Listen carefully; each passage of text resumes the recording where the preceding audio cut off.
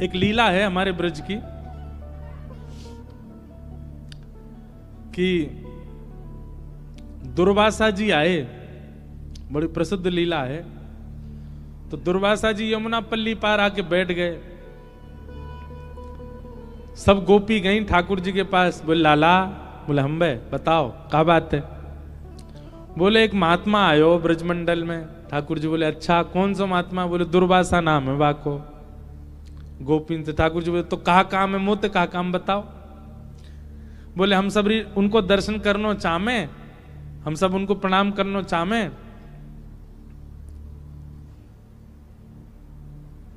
ठाकुर जी बोले भैया देखो ये दुर्वासा तो एक ही दुर्वा है, बाकी तो मैं तो पूरी दुर्वान को खान हूं, मुझे प्रणाम कर लो।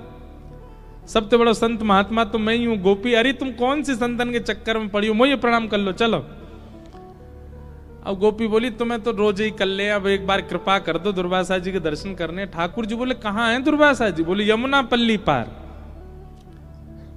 तो चली जाओ दर्शन कर आओ। बोले यमुना जी में बाढ़ आ रखी है, खूब जोर से जल बह, कैसे जाएं, डूब जाएंगी। ठाकुर जी बोले तो मैं कहा करूं, मेरी नाव तो छोटी सी है, वहां में ना बैठाऊंगा मैं तुम सबन ने। तुम ऐसी मोटी मोटी धाम धुल्ला सी बैठ जाओगी, डूब जाएगी मेरी नाव। नंद बाबा ने छोटी सी नाव बनाई के दइये मोह। ना लाला हम यूं कह रही हैं कि तू कह तो रे कि तू जय जय, तू परमात्मा है, तू परमात्मा है, तूने कछु करके दिखा यमुना जी में हमारे काजे मार्ग प्रकट करवाए थे। ठाकुर जी बोले अच्छा तुझे बात है, मार्ग चाहिए यमुना जी थे। बोले हाँ। तो बोले एक काम करो। बोले कहा यमुना जी के तट पे जाओ और यमुना जी को जल अपने हाथ में लियो और यमुना जी को जल हाथ में लेकर के और यमुना जी से कहियो हे श्री यमुना मैया, यदि नंद नंदन योगेश्वर कृष्ण ये योगेश्वर हैं, ये योगियों के भी ईश्वर हैं, पर स्त्री को कभी स्वप्न में भी नहीं देखते हैं, स्पर्श करना तो बहुत दूर की बात। यदि इन नियमों का पालन कृष्ण ने भली भांति किया हो तो आप हमको मार्ग प्रदान कर दो। गोपी सब बोली अच्छा और जो कल हमारे संग्रास विहार कर रहे वो। ठाकुर जी बोले देख मेरी बात तू जाके कहे यमुना मार्ग नहीं दे दे तो कहियो। सब गोपियां गई यमुना जी को जल हाथ में लेके बोली अगर नंद नंदन श्री कृष्ण पूर्ण योगेश्वर हैं, कभी किसी पर स्त्री का स्वप्न में भी चिंतन ना करते हो तो हे यमुना जी हमको मार्ग दे दो। इतनो कहते ही महाराज यमुना जी का जल एक तरफ रुक गया, आगे वाला बह गया, मार्ग प्रकट हो गया। गोपियां सब आश्चर्यचकित हो गई। ठाकुर जी दूर खड़े खड़े बोले कहो है ना योगेश्वर हम, बेमतलब पे हम पे तुमने सबने जो है का उल्टे सीधे बात बना रखी है। देखो पर स्त्री का चिंतन स्वप्न में भी नहीं करते, देखो यमुना जी ने मार्ग दे दिया।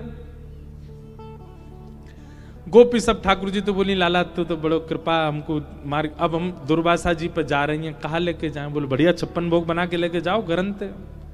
सब गोपियां अपने घर से बढ़िया बढ़िया सामग्री लेकर के गईं, पल्ली पार पहुंच गई, दुर्वासा जी के दर्शन किए, दुर्वासा जी को प्रणाम कियो। दुर्वासा जी हम सब ब्रज की गोपांगनाएं हैं, आपके दर्शन को आए। दुर्वासा जी बोले अच्छा आप क्या लेके आई हो। बोले हम सब सामग्री लाई, आपकी इच्छा हो तो हम ब्रजवासियों में एक गुण बताएं आपको, ब्रजवासी और कुछ नहीं जानते, पवाना बहुत अच्छा जानते हैं। अब धीरे धीरे दिल्ली की बहुत नजर पड़ गई है वृंदावन पर, इसलिए ब्रजवासी पवाते कम है, ब्रजवासी पवाते बहुत हैं।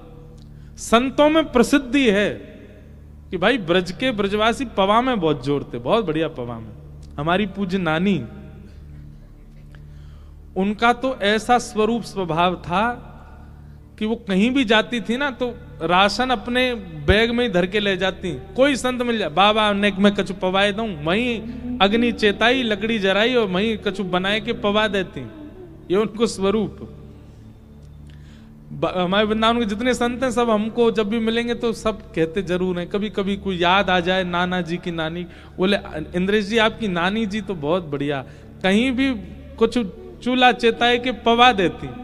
ये ब्रजवासियों का स्वरूप है। सब ब्रजांगना गोपियां गईं और दुर्वासा जी से बोली आपकी आज्ञा हो तो हम आपको पवा दें। दुर्वासा जी बोले हाँ लाओ सामग्री लाओ। एक गोपी ने पत्तल रखी, पत्तल में पूड़ी धरे, सब्जी धरे, रायतो धरे, जो सामग्री लेके गई सब धरती जाए। दुर्वासा जी पत्तल की ओर देख रहे, बोले क्या कर रही हो लाली? बोले आपके लिए पत्तल सिद्ध कर रहे हैं। दुर्वासा जी बोले ये सब हटाओ, सामग्री पूरी पूरी धर दो सामने। पूड़ी की डलिया, सब्जी के बर्तन सब सामने धर दिए और दुर्वासा जी उठा में और उठा के सब डलिया की डलिया मुख में डाल लें। एक बार में महाराज मुख नहीं कुआं बन जाए और सब एक साथ ही उड़ेलते जाएं और प्रेम से पाते जाएं।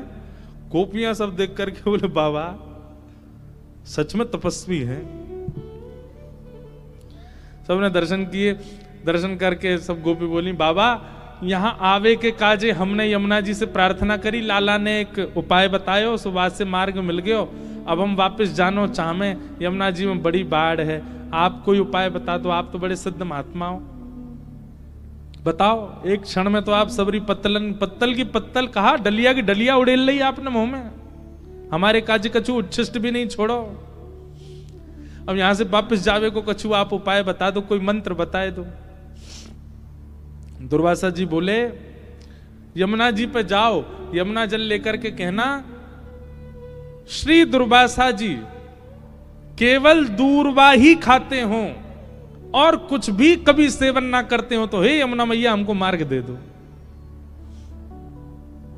गोपी सब एक दूसरे देखने लगे, बोले अभी जो हमारे 56 भोग चट्ट कर दिए वो ये कह रहे हैं दूरवा खाते हैं। दूरवा मतलब घास, एक घास। दुर्वासा जी बोले जाओ जाओ यमुना जी से कहो। सब गोपी गई, हे यमुना मैया दुर्वासा जी अगर एक दूरवा ही खाते हो तो आप मार्ग दे दो। इतने में यमुना जी एक तरफ रुक गई, एक तरफ का पानी निकल गया, मार्ग मिल गया।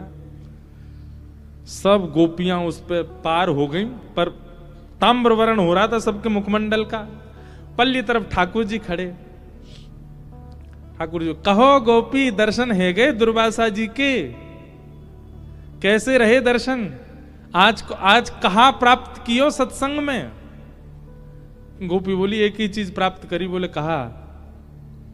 बोले तुम झूठे, तुम्हारो दुर्वासा झूठो और तुम दोनों की झूठी साक्षी मानने वाली ये जमुनाऊ झूठी है, तुम सबरे झूठे हो।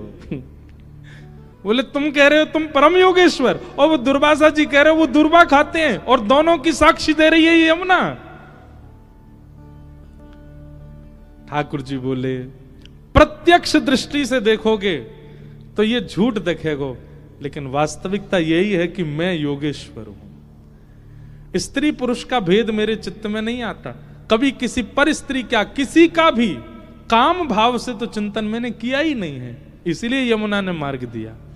और दूसरी बात दुर्वासा जी, वहां दुर्वासा जी को आपने 56 भोग दिए, प्रत्यक्ष दृष्टि में आपको लगा कि उन्होंने सब पाया, पर अप्रत्यक्ष भाव से वे दूरवा ही ग्रहण करते हैं। उनका किसी वस्तु के प्रति कभी पूड़ी खाई, सब्जी खाई, खीर खा गए, कड़ी खा गए, ये प्रत्यक्ष दिखा, पर उनके मन ने कुछ भी स्वीकार नहीं किया। वो प्रत्यक्ष भाव से दुर्वासा ही हैं और इन दोनों की साक्षी मानने वाली यमुना ये परम सत्या है। अप्रत्यक्ष भाव से मेरा रूप दिखा नहीं है, इसलिए तुमको बहम लग रहा है। ठीक वैसे ही बंधुओं, ठाकुर जी को चोर चोर चोर सब जगह कहा गया, पर ठाकुर जी चोर नहीं, ठाकुर जी रक्षक हैं। हम सबको कहीं हमारी चोरी हो ना जाए उससे बचाने वाले ठाकुर जी। ऐसे परम सत्य श्री ठाकुर जी को हम प्रणाम करते हैं। सत्यम परम धीमहि, ऐसे परम सत्य परमात्मा को हम वंदन करते हैं। श्रीमद् भागवत के 2 श्लोक में विषय, अधिकारी, संबंध और प्रयोजन 4 बातें बताई गई। धर्म प्रोजित कैतवोत्र परमो निर्मत्सराणां सता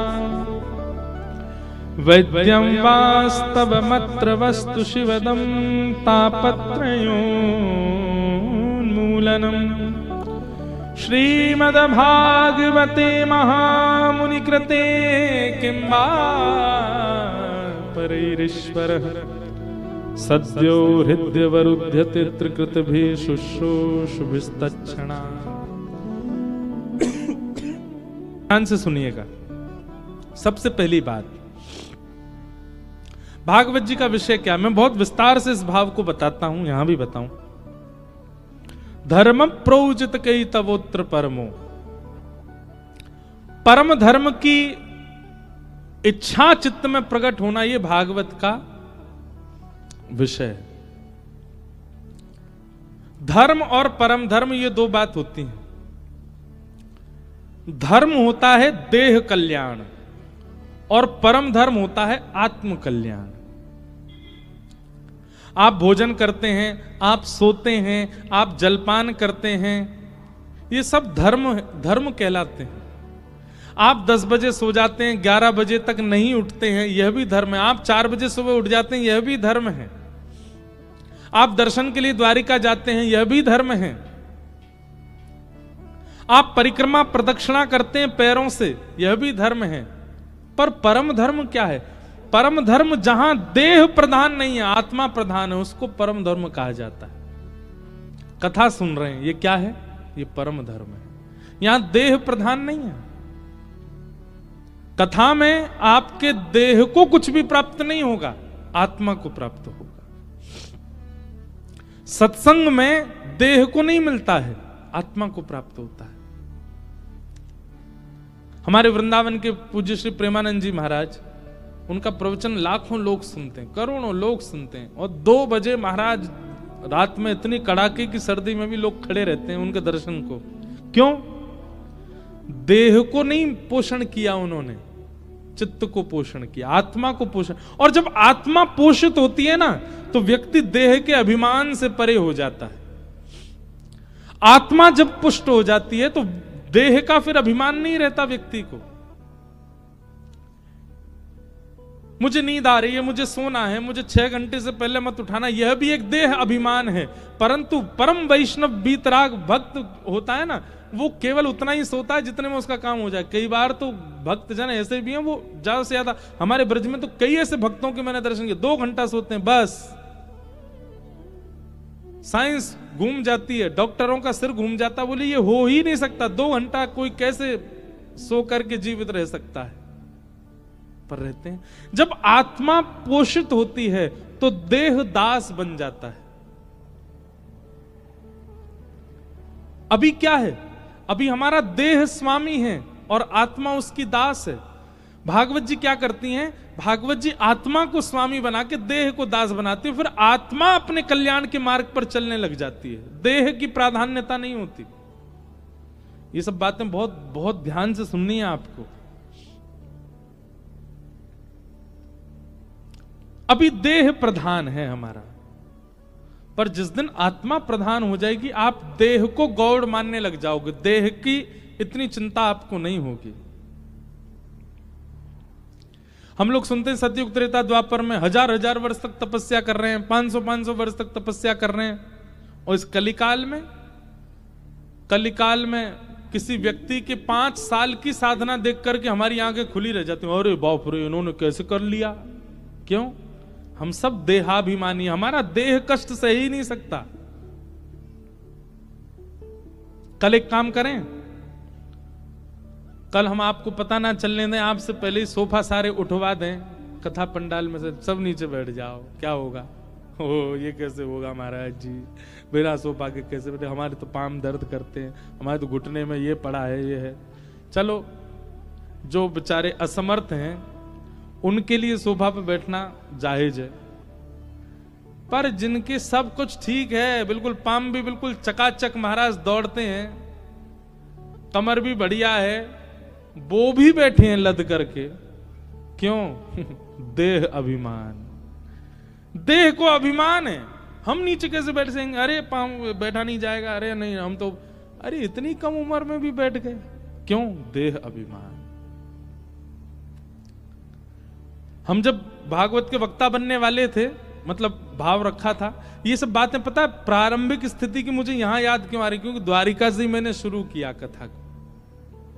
2015 में सबसे पहली कथा हमने द्वारिका में ही की। आज भी वो जगह मुझे दिखती है, मैं प्रणाम करता हूं उसको, जहां से हमने पहली कथा की। तो हमारे नाना जी और पिताजी महाराज का सबसे पहला वाक्य क्या था?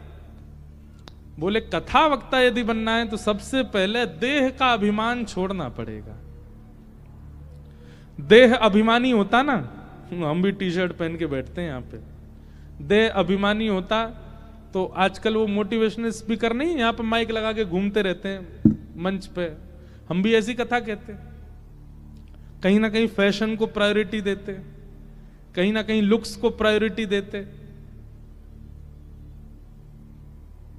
वैसे एक बात कहें, जो हमारा सामान्य लोग इसकी भी कॉपी करते हैं लोग, इसका मतलब ये भी फैशन तो है। इसकी भी लोग बाग, ये देखो क्या है, सामान्य है, सामान्य है, साधारण है, इसलिए ये भी पसंद आता था। ये देह को पसंद नहीं आता, ये आत्मा को पसंद आता है। हम कलरफुल पूरे दिन भर में पहनेंगे, पर कथा तो हमसे सफेद में ही होती है। ये सामान्यता, ये एक प्रकार का देहाभिमान शून्य है। देह अभिमानी होता तो फिर यहां पर वही पहना जाता जिससे और अच्छे लगे, पर नहीं। देह अभिमानी होता तो पांव लटका के बैठते, या व्यासपीठ ऐसी बनाते कि बैठते यहां पे पांव नीचे चले जाएं, पर नहीं, एक आसन में बैठना, हिलना भी नहीं, डुलना भी। क्यों? देहाभिमान शून्य। दो प्रकार होते हैं, या तो देहाभिमान शून्य बनना पड़ता है, या फिर भक्ति के मार्ग में जब आपका चित्त वृत्ति कहीं और होती है ना, तो देह अभिमान शून्य अपने आप हो जाता है। कई बार आपने देखा, आप किसी चिंतन में होते हो तो चिंता करते करते करते पता चल रहा इतनी गर्मी में भी पंखा नहीं चला, एसी नहीं चला, पसीने आ रहे हैं, पर उस चिंतन में इतने तत्पर थे कि आपको गर्मी का अनुभव नहीं हुआ। देहाभिमान कहां गया?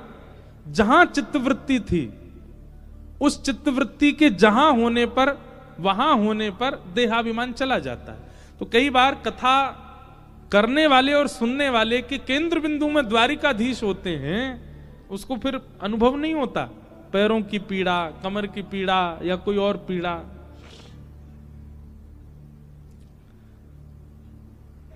तो भागवत जी का विषय क्या है? देह अभिमान को शून्य करना। अगर कथा सुनने वाले का देहाभिमान शून्य नहीं हो रहा है, और शून्य तो बहुत दूर की बात, 10%, 15% भी नहीं घट रहा है, वो कथा का श्रोता नहीं।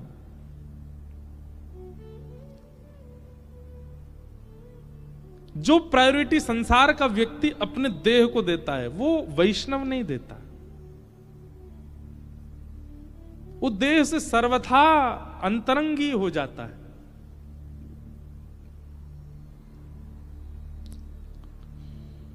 यहां कई वैष्णव ऐसे हैं जो नाथद्वारा उत्सव में भी थे, उसके पूर्व के कथाओं में भी थे, तो यहां भी आए। क्यों आए?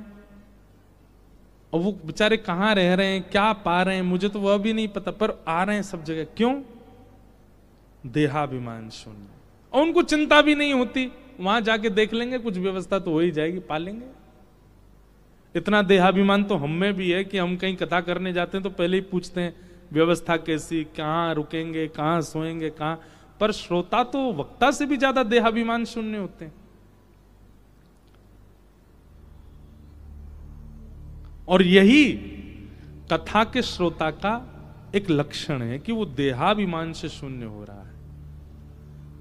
और जैसे आप देहाभिमान शून्य होने लग जाते हैं, आप आत्म कल्याण के मार्ग पर अग्रसित होने लग जाते हो। फिर आपकी आत्मा का कल्याण प्रारंभ हो जाता है, क्योंकि आपको देह का अभिमान नहीं है। हमारी बात समझ रहे हैं ना? जब तक देह प्रायोरिटी है, इसका मतलब यह नहीं है कि मोटा हो रहा है तो होने दो, काय को वॉक करना। महाराज जी कह रहे थे देहाभिमान शून्य हो जा, पड़े रहो, सोते रहो। गुलाब जामुन लाओ, लाओ खवाओ, रबड़ी लाओ, लाओ खवाओ। देह को, अरे करेला लाओगे वो भी खा लेंगे हम, देहाभिमान शून्य है, महाराज जी ने कहा था। हमारे एक हैं प्रिय मित्र हैं, पंडित जी हैं, उनको चाय पिवा दो, चाय के ऊपर छाछ पिवा दो, पी लेते हैं। मैंने कि यार चाय पे छाछ कौन पीता है? देहाभिमान शून्य है, हमारा देह सब स्वीकार। मैंने कहा ये देहाभिमान शून्य नहीं है, ये भोगाभिमान है, ये भोगाभिमान है। कुछ भी खिला दो सब खा रहे हैं, कुछ भी दे दो सब ले रहे हैं। ये भोगाभिमान है, ये देहाभिमान शून्य नहीं है।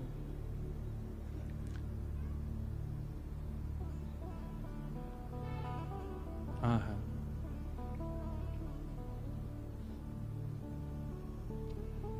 देहाभिमानी कैसा होता है?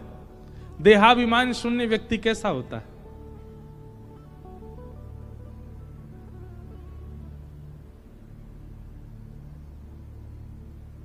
मैं तो गोविंद रा गुण गासूं, राणा जी रूठे तो मने काए करसी। मैं तो गोविंद रा, मीराबाई कह रही है, गुण गासूं, राणा जी रूठे तो मने काए करसी। देहाभिमान ऐसा होता है, राणा जी रूठे, इनके रूठने से क्या फर्क पड़ता है? अरे भली मानो कि ये रूठ रहे हैं, कहीं जगत नियंता रूठ गया तो क्या होगा? रूठे चाहे राजा वासे कछु न काजा, एक तू ही महाराजा और कौन पास जाएंगे। रूठे चाहे भाई वासे कछु ना भलाई, एक तू ही है सहाई और कौन को सराहेंगे। रूठे चाहे शत्रु और मित्र आठों याम, एक तेरे चरणन के नेह को निभाएंगे। जग सारा झूठा एक तू ही है अनूठा, रूठ जाए चाहे सारा जग पर तू ना रूठा चाहिए। हमारे फूफा जी रूठ के चले गए हैं, महाराज जी क्या करें, कथा में बुलाया था उनको, कल रात में रबड़ी खत्म हो गई, उनको मिली नहीं, रूठ के चले गए महाराज जी। अरे फूफा जी के रूठने से क्या होगा, जीजा जी के रूठने से क्या होगा, बच्चों के रूठने से क्या होगा? कुछ नहीं, ये तो संसार है, ये आपसे सदैव प्रसन्न नहीं रह सकता। अपनी तो एक जिम्मेवारी रहनी चाहिए कि द्वारिकेश हमसे कभी ना रूठें, बस वो कभी ना नाराज हो। और सुनो, वो रबड़ी से नहीं रूठते, वो लड्डू से नहीं रूठते, वो ध्वजा जी नहीं चढ़ाओगे तो रूठ जाएंगे, ऐसा नहीं है।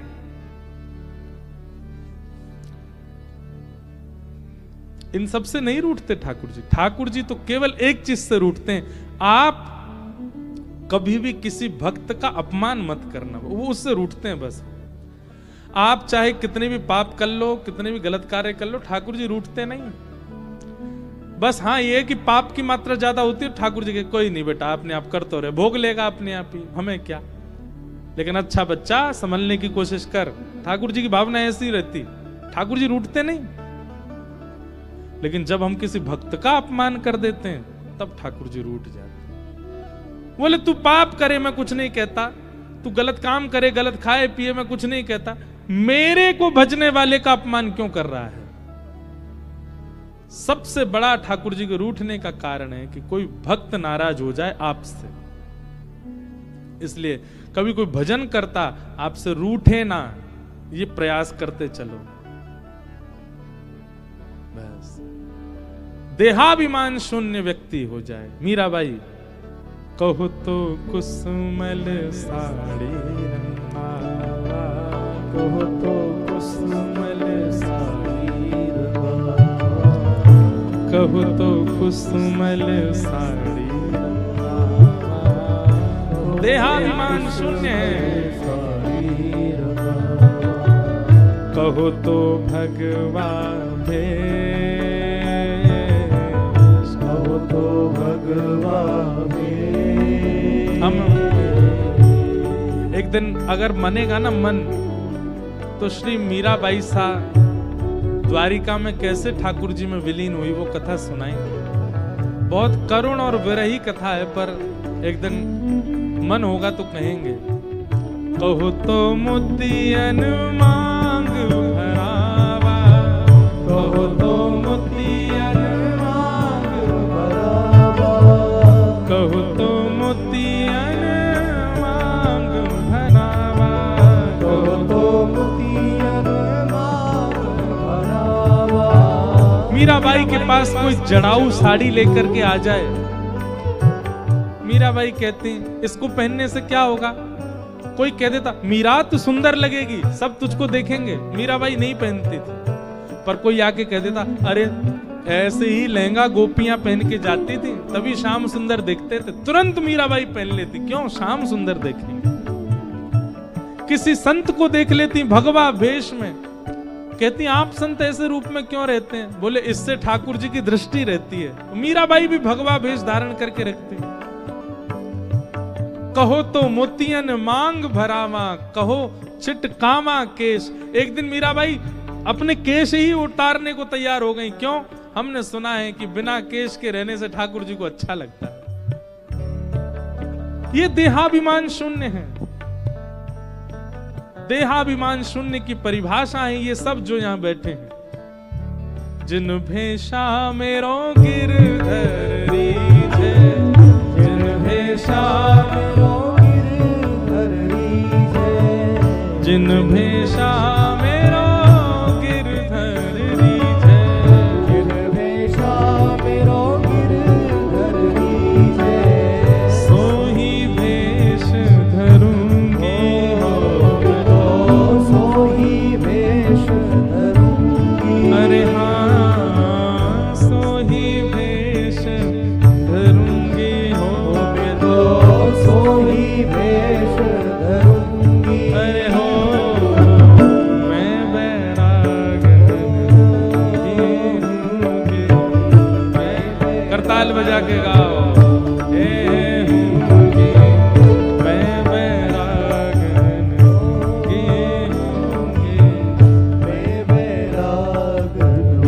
देहाभिमान शून्य। वो खाएंगे जिससे द्वारिकेश प्रसन्न हो, वो पहनेंगे जिससे द्वारिकाधीश प्रसन्न हो, वैसे रहेंगे वैसे जिएंगे जिससे वो प्रसन्न हो। जिन भेषा मेरो साहिब रीझे, जिन भेषा मेरो साहिब रीझे, जिन भेषा मेरो गिरधर रीझे,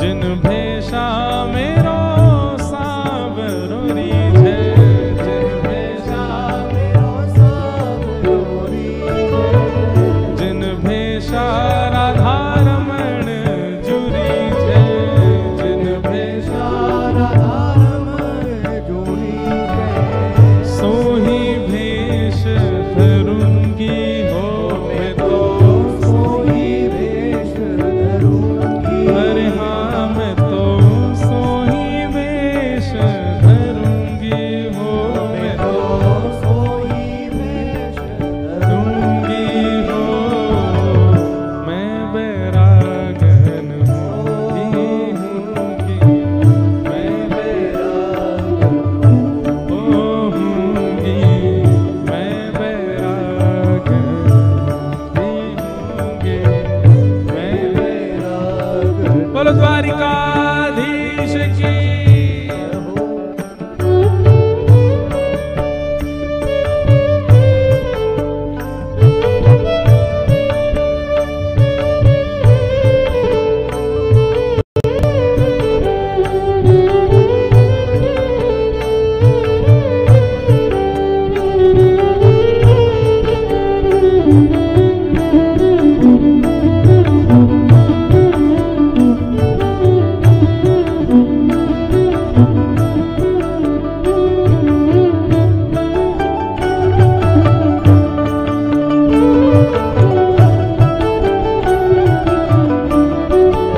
मीराबाई कहती प्राण हमारा वहाँ बसत है, प्राण हमारा वहाँ बसत है, प्राण हमारा वहाँ बसत है, प्राण हमारा वहाँ बसत है।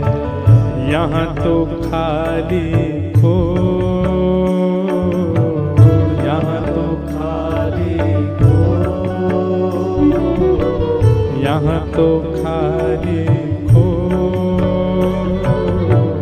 यहाँ तो खाली खो।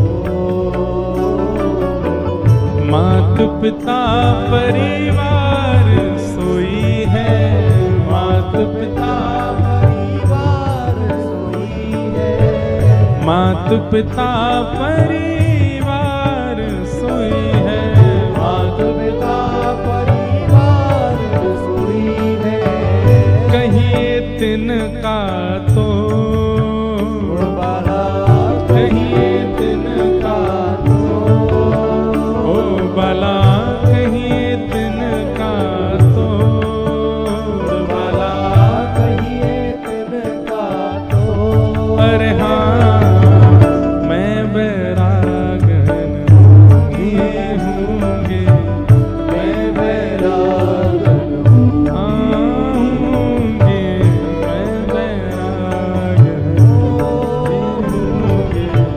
मैं बैरागन। और सुनो, यह देहाभिमान शून्य किसको कहते हैं? ये सब सारी पंक्तियां मीराबाई की देहाभिमान शून्य को प्रकट करती हैं। यातन की मैं करूं किंकरी, यातन की मैं यातन की मैं करूं किंकरी, यातन की मैं ओ रसना नाम कहूंगी, रसना नाम ओ रसना नाम कहूंगी, रसना नाम मीरा के प्रभु गिरधर नागर, मीरा के प्रभु गिरधर नागर, मीरा के प्रभु गिरधर नागर, मीरा के प्रभु गिरधर नागर, मैं तो साधु संग रहूंगी हो, मैं तो साधु संग रहूंगी, हे मैं तो साधा संग रहूंगी हो, मैं तो साधा संग रहूंगी, अरे हाँ मैं बैरागन ही हूँगी, मैं बैरागन ओ हूँगी, मैं बैरागन ही हूँगी, मैं बैरागन। ओ बाला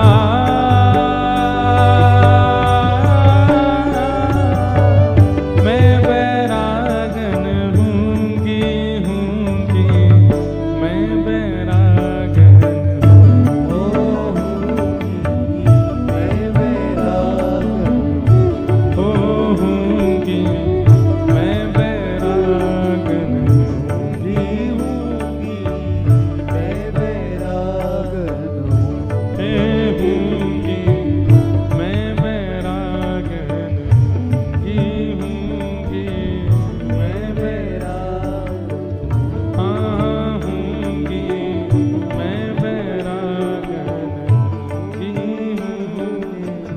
मैं बैरागन। ये है देहाभिमान शून्य। सुनना बहुत आसान, करना उतना ही कठिन, पर जितना हो करो। किसी एक इंद्रिय को भी आपने अगर अभिमान शून्य कर लिया तो भी भगवत कृपा हो जाएगी। कोई एक इंद्रिय भी आपकी संभल जाए, सुधर जाए, वो संसार के वशीभूत ना हो बस। और विशेष रूप से अगर ये पंच आंख, नाक, जीव, कान और त्वचा, रूप रस स्पर्श गंध शब्द की भोक्ता, इन पांचों में से अगर एक भी ठाकुर जी के सन्मुख हो गई पूर्ण रूपेण, मतलब आंखों से देखना है तो केवल ठाकुर जी को देखना है, या भगवत संबंधी भावों को देखना है, उसके अलावा किसी के प्रति हमारी उत्सुकता बढ़ेगी ही नहीं।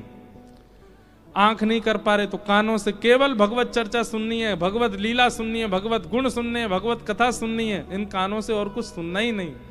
आंख भी नहीं हो पा रही, कान भी नहीं हो पा रहे, तो जिह्वा को ही डाल दो ठाकुर जी के चरणों में। इस जीव से केवल प्रसाद ग्रहण करेंगे। प्रसाद के अलावा कुछ भी, कितने भी बहुव्यंजन क्यों ना बने हो, भगवत प्रसाद नहीं है तो ग्रहण नहीं करेंगे। इन तीनों इंद्रियां, ये तीनों ही खतरनाक हैं। जीव, आंख और कान, इन तीन में से तीनों नहीं, एक भी यदि भगवत सन्मुख हो जाए पूर्ण रूपेण तो भी भगवत प्राप्ति संभव है, संभव है, संभव है। हम व्यासपीठ से कह रहे हैं हमारी जिम्मेवारी बनेगी, आपकी हमारी जिम्मेवारी है कि मिलेंगे ठाकुर जी, बस इन तीन में से एक भी भगवत सन्मुख हो जाए।